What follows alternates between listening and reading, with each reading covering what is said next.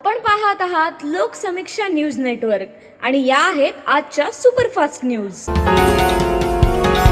या बातमीपत्राचे प्रायोजक आहेत नंदिनी कलेक्शन, फक्त महिलांचे परिपूर्ण दालन, माऊली निवास, कल्याण मंडपमच्या बाजूस, यशोधन नगर, परभणी। नमस्कार, मी प्रभू दिपके लोकसमीक्षा न्यूज नेटवर्क मध्ये आपलं स्वागत करतो। आपण पाहत आहात परभणीचं एकमेव बातमीपत्र Loksamiksha superfast. Red Apple exclusive MIDC परिसर, परभणी। परभणी विधानसभा मतदारसंघातून शिवसेनेनं स्थानिक उमेदवाराला निवडणूक रिंगणात उतरवावं अशी मागणी शिवसेना युवा सेनेचे जिल्हाप्रमुख अप्पाराव वावरे यांनी काल एका पत्रकार परिषदेतून केली आहे। परभणी शहर व जिल्हा हा शिवसेनेचा बालेकिल्ला राहिलेला आहे। या मतदारसंघानं दिलेल्या भरघोस मतामुळे आणि मताधिक्यामुळेच शिवसेनेला पक्ष म्हणून अधिकृत मान्यता मिळालेली आहे। हिंदू हृदय सम्राट बाळासाहेब ठाकरे यांच्यावर नितांत प्रेम करणारा वर्ग या जिल्ह्यात कायम आहे। परभणीसह या जिल्ह्यानं हिंदुत्वास आणि धनुष्यबाणास प्रत्येक निवडणुकीत साथ दिली आहे। त्यामुळेच शिवसेना शिंदे गटाच्या वतीनं परभणी मतदारसंघातून स्थानिक उमेदवाराला संधी द्यावी, या मतदारसंघाच्या विकासासाठी संधी द्यावी अशी अपेक्षा वावरे यांनी व्यक्त केली आहे। या पत्रकार परिषदेला शिवसेनेचे शहर प्रमुख जगदीश चापके, बाळासाहेब पानपट्टे आदींची उपस्थिती होती।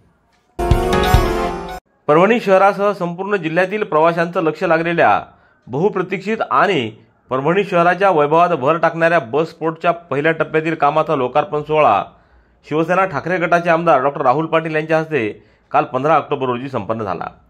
यावेळी विभाग नियंत्रक सचिन डफळे, डॉ. विवेक नावंदर, आगार प्रमुख काळम पाटील, संजय गाडगे, सदाशिव देशमुख, अनिल डहाळे, अरविंद देशमुख, अर्जुन सामाले, दिनेश बोबडे, संदीप झाडे, सुभाष जोंधळे, बंडू नाना बिडकर, विशू डहाळे आदींची उपस्थिती होती। परभणी जिल्हा परिषदेच्या माध्यमिक शिक्षक विभागाला मुख्य कार्यकारी अधिकारी नतिशा माथुर यांनी काल अचानक भेट देऊन त्या ठिकाणी झाडाझडती घेतली। यावेळी कार्यालयात काही अनावश्यक व्यक्ती फिरत असल्याचं आढळून आल्यानंतर त्यांनी त्यांच्यावर कायदेशीर कारवाई करण्याचे आदेश दिले असल्याची चर्चा जिल्हा परिषदेच्या परिसरात होताना दिसून येत होती। दसरा सणाचं औचित्य साधून शिवसेना जिल्हाप्रमुख व्यंकटराव शिंदे यांच्या विशेष सहकार्यातून आणि धम्मदीप रोडे यांच्या प्रयत्नातून रायमाली गल्ली येथील रस्त्याच्या कामाचा शुभारंभ व्यंकटराव शिंदे यांच्या हस्ते करण्यात आला। यावेळी धम्मदीप रोडे, शेख हुसेन, डॉ. अब्दुल अलीम, गोविंद रायमले, हज्जू शेख, मोबिन शेख, ओंकार शिंदे, नागेश काकडे, संजय पोळ, गणेश सूळ यांच्यासह नागरिकांची उपस्थिती होती। मराठवाडा रेल्वे प्रवासी महासंघ व रुग्णसेवा समिती परभणी यांच्या वतीनं मराठी पत्रकार परिषदेच्या सरचिटणीसपदी निवड झाल्याबद्दल प्राध्यापक सुरेश नाईकवाडे व काँग्रेस कमिटीच्या राज्य सोशल मीडिया सेलवर उपाध्यक्षपदी निवड झाल्याबद्दल सुहास पंडित यांचा सत्कार करण्यात आला। यावेळी खदीरलाला हाशमी, अब्दुल सत्तार इनामदार, रुस्तुम कदम, माणिक शिंदे, विठ्ठल काळे, राजू हट्टेकर, हाजी शरीक, सरफराज शेख, तब्बू पटेल, विठ्ठल वडकुते, अनिल लांडगे, लक्ष्मण मारोलीकर, शिवशंकर सोनुने, सुधाकर श्रीखंडे, सुनील सुतारे, विजय कुलदीपके, दिलीप बनकर आदींची उपस्थिती होती। गुडघे दुखत आहेत? आता काळजी नको। आयुर्वेदिक उपचाराने गुडघ्यावर उपचार करा आणि जगा आनंदी आयुष्य। बालाजी आयुर्वेदिक निसर्गोपचार केंद्र, तलाठी कार्यालयाच्या पाठीमागे, वसमत रोड, परभणी। संपर्क डॉ. गोविंद कामटे, मोबाईल क्रमांक 9923300914। जिंतूर तालुक्यातल्या पाचलेगाव इथं ध्यान केंद्राचं बांधकाम चालू असताना सायंकाळी 3 वाजण्याच्या सुमारास वीज पडून एका जणाचा मृत्यू झाल्याची घटना घडली असून 6 जण जखमी झाले आहेत। यातील 4 जणांवर जिंतूरच्या ग्रामीण रुग्णालयात उपचार सुरू आहेत। 2 जण अतिगंभीर असल्यानं त्यांना पुढील उपचारासाठी परभणी इथं हलवण्यात आलंय। 35 वर्षीय इस्माईल शेख गनी याचा जागीच मृत्यू झाला असून इथं काम करणारे साजिद खान, मंजिद खान, शेख जावेद शेख गनी हे 2 जण गंभीर जखमी असल्यानं त्यांना परभणीला उपचारासाठी पाठवण्यात आलंय। तर असलम खान ताहेर खान, शेषबाज असलम पठाण, वाजिद खान पठाण, शेख मुख्तार शेख अहमद या 4 जणांवर जिंतूरच्या ग्रामीण रुग्णालयात उपचार सुरू आहेत। परभणी शहरातल्या स्टेशन रोडवरील पद्मावती टावर गुरु गोविंद सिंग नगरातील रहिवासी असलेल्या नारायणीबाई वंशीलाल मंत्री यांचं काल 15 ऑक्टोबर रोजी दुपारी वृद्धाक्यानं निधन झालंय। मृत्यूसमयी त्या 92 वर्षाच्या होत्या। त्यांच्या पश्चात 2 मुले, 2 मुली, सुना, नातवंडे असा परिवार आहे। परभणी जिल्हा केमिस्ट अँड ड्रगिस्ट असोसिएशनचे अध्यक्ष संजय मंत्री यांच्या मातोश्री होत। रायरेश्वर माध्यमिक व उच्च माध्यमिक विद्यालयामध्ये डॉ. APJ अब्दुल कलाम यांची जयंती वाचन प्रेरणा दिन म्हणून उत्साहात संपन्न झाली। या कार्यक्रमाच्या अध्यक्षस्थानी प्राध्यापक किरण सोनटक्के तर प्रमुख पाहुण्या म्हणून प्राध्यापक शीतल सोनटक्के यांची उपस्थिती होती. धम्मचक्र प्रवर्तन दिन व प्रज्ञा रोडे यांच्या जन्मदिनाचं औचित्य साधून शिवसेना जिल्हाप्रमुख व्यंकटराव शिंदे, विधान परिषद आमदार विप्लव बाजोरिया यांच्या सहकार्यातून आणि धम्मदीप रोडे व संतोष अग्रवाल यांच्या विशेष प्रयत्नातून शहरातल्या तुळजाभवानी नगर ते त्रिरत्न बुद्धविहार या रस्त्याच्या कामाचा शुभारंभ सेवानिवृत्त पोलीस उपनिरीक्षक रामचंद्र रोडे यांच्या आणि UR शिवभगत, NB Pagare, SS Salve, Yashwant Sonkamble, Sunita Paikrao, Rupali Sarpe, वंदना पंडित आदींच्या उपस्थितीत करण्यात आला.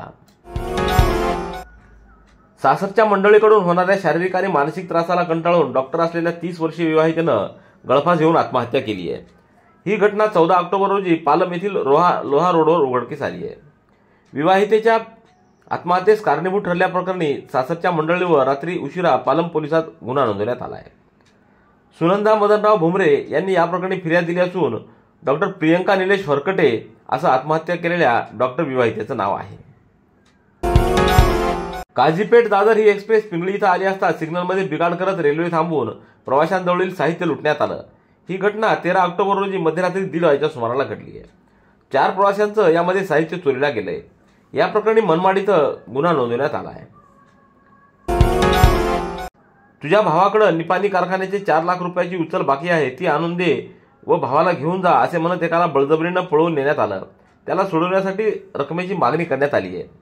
ही घटना 12 ऑक्टोबर ते 14 ऑक्टोबरच्या दरम्यान पाथरी शहरात घडली असून या प्रकरणी पाथरी पोलिसात संजय तोडके यांनी फिर्याद दिली आहे.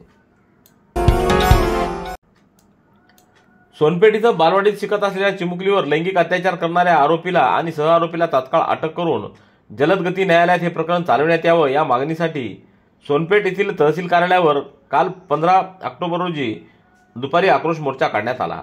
या मोर्चात नागरिक मोठ्या संख्येनं सहभागी झाले होते.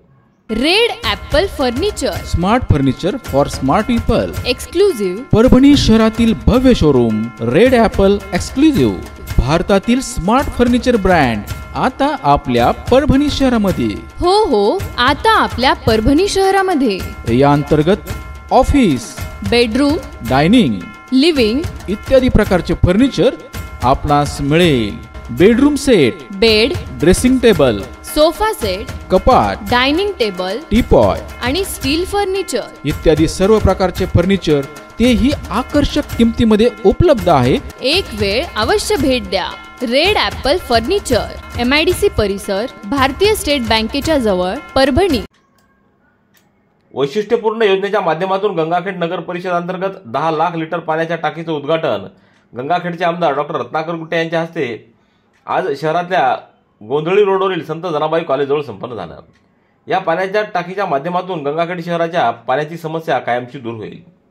यावेळी उपविभागीय अधिकारी जीवराज दापकर, मुख्याधिकारी जयवंत सोनोने, प्रल्हाद मुरकुटे, सुभाष नळतकर, ज्ञानेश्वर महाजन, इक्बाल चौस आदींची उपस्थिती होती. राष्ट्रसंत स्वामी गोविंदगिरी महाराज यांच्या श्रीराम कथेच्या निमित्तानं काल 15 ऑक्टोबर रोजी सकाळी 9 वाजता शहरातून शोभायात्रा काढण्यात आली. केशवराज बाबासाहेब मंदिरापासून क्रांती चौक, नूतन विद्यालय, स्टेशन रोड, सारंगी गल्ली, हनुमान मंदिर, बिहानी यांचं घर या मार्गानं श्री बालाजी मंदिरापर्यंत या शोभायात्रा काढून या ठिकाणी तिची सांगता करण्यात आली. परभणीच्या वसंतराव नाईक मराठवाडा कृषी विद्यापीठाच्या परिसरात छतावरील सौर ऊर्जा निर्मिती प्रकल्पाच्या उभारणीचा शुभारंभ कुलगुरू डॉक्टर इंद्रमने यांच्या हस्ते 13 ऑक्टोबर रोजी करण्यात आला आहे. विद्यापीठाच्या प्रशासकीय इमारत तसंच इतर महाविद्यालयाच्या इमारतींच्या छतावर 500 किलोवॅट क्षमतेचा सौर ऊर्जा प्रकल्प उभारला जाणार आहे.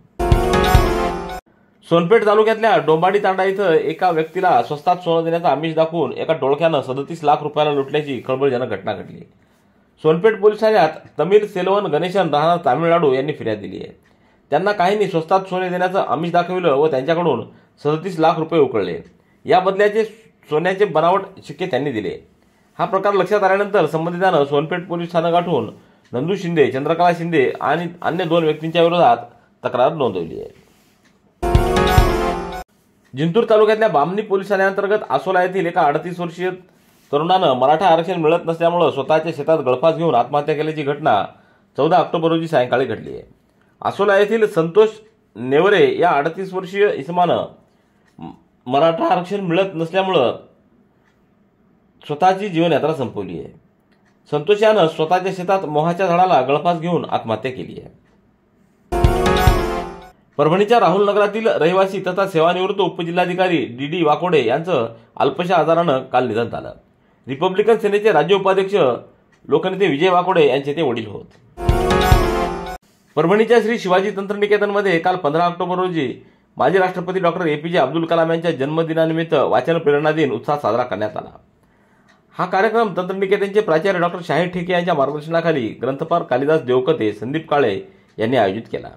यावेळी प्राचार्य डॉक्टर शाहीर ठेके यांच्या हस्ते डॉक्टर APJ अब्दुल कलाम यांच्या प्रतिमेला पुष्पहार अर्पण करून अभिवादन करण्यात आलं. रेड ॲपल एक्सक्लुझिव्ह MIDC परिसर परभणी. याबरोबरचे बातमीपत्र संपलं. पुन्हा भेटूया उद्याच्या सुपरफास्ट बातमीपत्रात. पाहत रहा लोकसमीक्षा. तुम्हाला हे बातमीपत्र कसं वाटलं याबद्दल आपली प्रतिक्रिया नोंदवा. दररोजचे अपडेट्स मिळवण्यासाठी लोकसमीक्षा चॅनलला सबस्क्राईब करा. धन्यवाद.